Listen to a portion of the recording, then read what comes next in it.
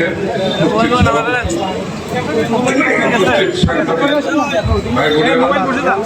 সুধীমণ্ডলী নেতৃবৃন্দ, আসসালামু আলাইকুম। আজকে 1 বছর পরে বাংলাদেশের মুক্তিকামী মানুষের সংগ্রামের সফলতা, বিপ্লবের সফলতা, অভ্যুত্থানের সফলতা আমরা পালন করি।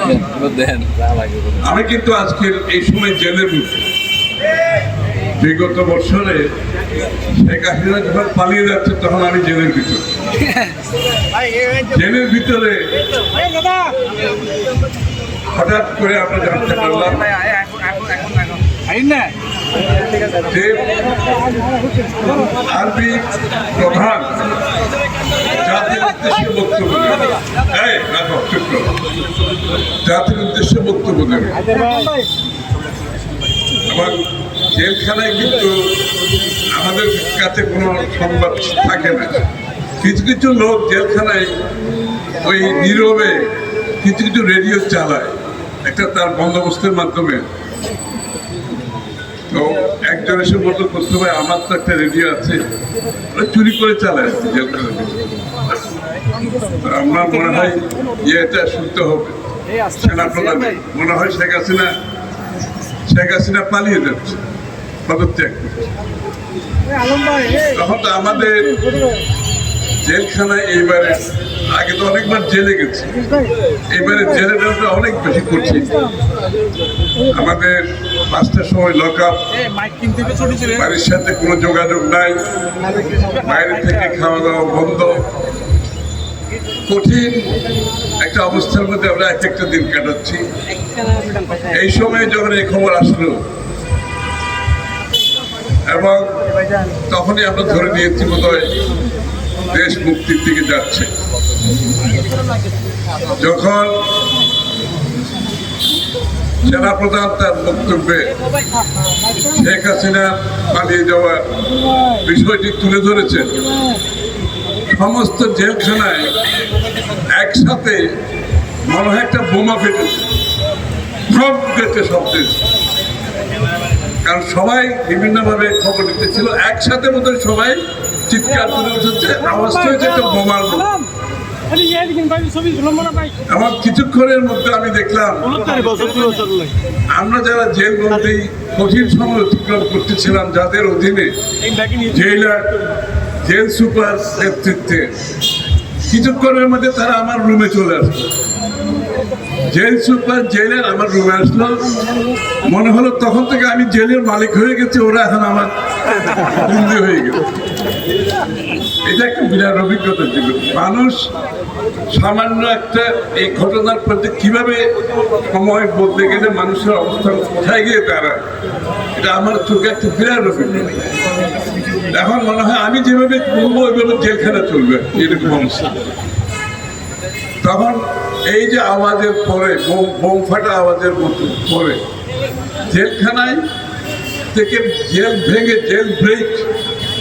ভেঙে বের হয়ে যাওয়ার জন্য একটা বড় প্রচেষ্টা চলছে।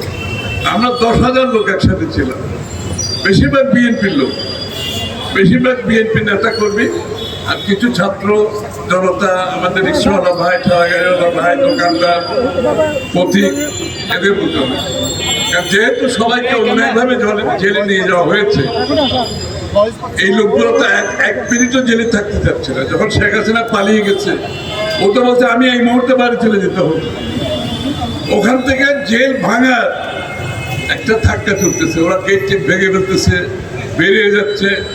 তখন জেল সুপার আমাকে বলছে, স্যার আপনার উপস্থিতিতে যদি জেল ব্রেক হয়, এটা কিন্তু ইতিহাসে একটা খারাপ গতির সৃষ্টি হবে, একটু দয়া করে যদি এটা বন্ধ করতে পারেন। যে আমি কীভাবে বন্ধ করবো, এখানে কতগুলো বিল্ডিং, সবাই 10,000 লোক জেলের মধ্যে।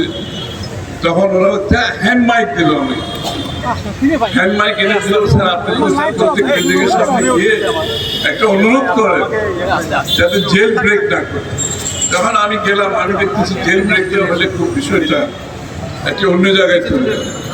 আমি মাইক নিয়ে প্রত্যেক বিল্ডিংয়ের সামনে দাঁড়িয়েছি, তাদেরকে বলছি শেখ হাসিনা পালিয়ে গেছে, আমরা সবাই বেরিয়ে যাব, আর আমি তোমাদের ছাড়া আমি জেল থেকে বের হব। এইটা বলার পরে ওরা সবাই শান্ত হয়ে গেল প্রত্যেকটা। এবং তার মধ্যে তারপরে একটা জেল ব্রেক হয়েছে একটা জায়গায়, ওখানে আর্মি গিয়েছে, হেলিকপ্টার গিয়েছে, গোলাগুলিও হয়েছে, একটা ব্রেক, ছোটখাটো ব্রেক হয়েছে। এই ব্রেকের মধ্যে আবার আমাদের ভয় ছিল ওই জেল কিলিং এর মতো যদি শেখ হাসিনা শেষ মুহূর্তে আমাদেরকে শেষ করে দেয়, আবার একটা ভয় কাজ করতেছিল।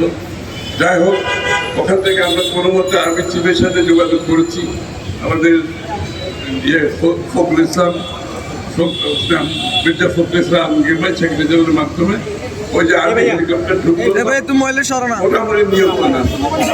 এই কথাগুলো এই জন্য বলছি যে আমরা রাস্তায় যে ধরনের ত্যাগ স্বীকার করেছি, 14-15 বছর ধরে যে ত্যাগ স্বীকার করেছি, এর পিছনে যে লোকগুলো ত্যাগ স্বীকার করেছে এদের কিন্তু কোনো জায়গায় ছবি নেই, এদের কোনো ছবি দেখবেন না।